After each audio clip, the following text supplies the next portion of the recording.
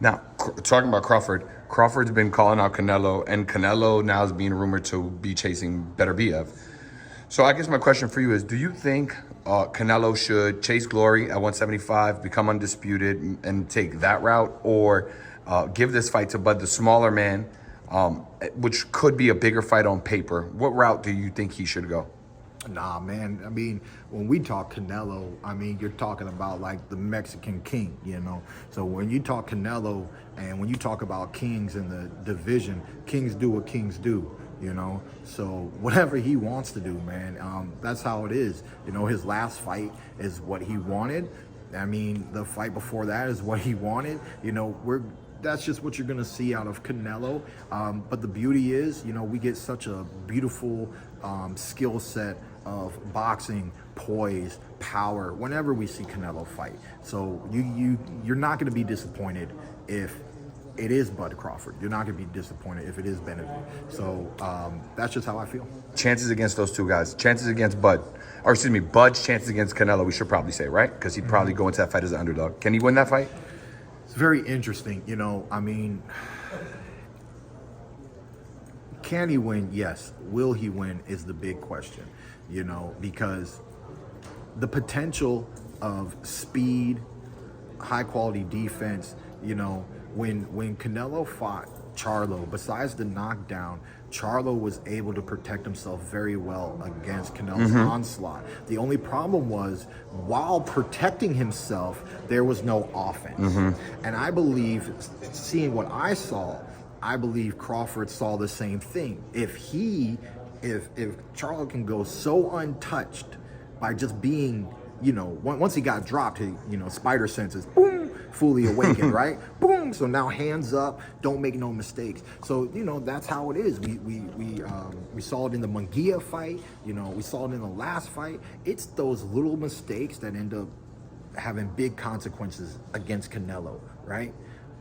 Floyd, Bivol, where's the mistakes? You gotta be, you know, you gotta get that 10 out of 10. You don't make mistakes, you know. It's like Tiger Woods. You don't miss putts, you know. 20 feet out don't matter, you know. You gotta be sharp up against Canelo, and you know there are just a select few.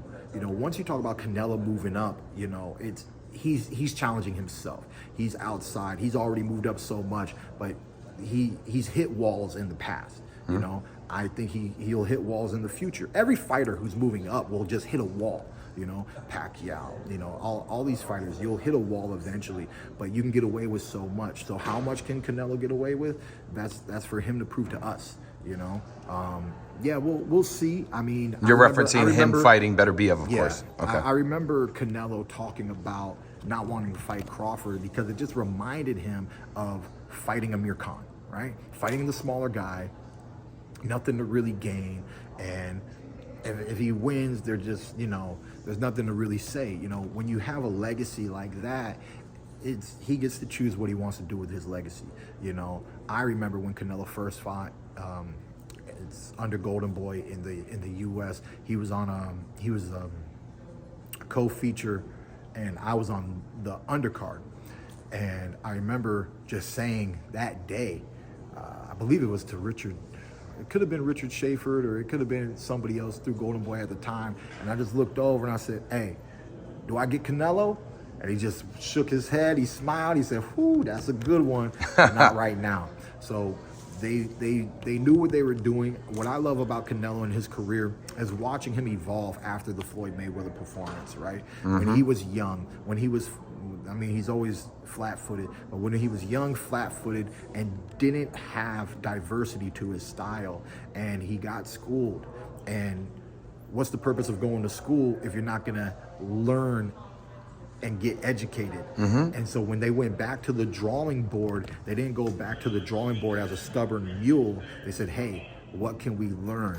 Maybe there's something to this evasiveness." And just ever since then, you know, it's been Canelo 2.0. And I think we've all enjoyed Canelo 2.0, you know, even back from when he was fighting my amateur stablemate,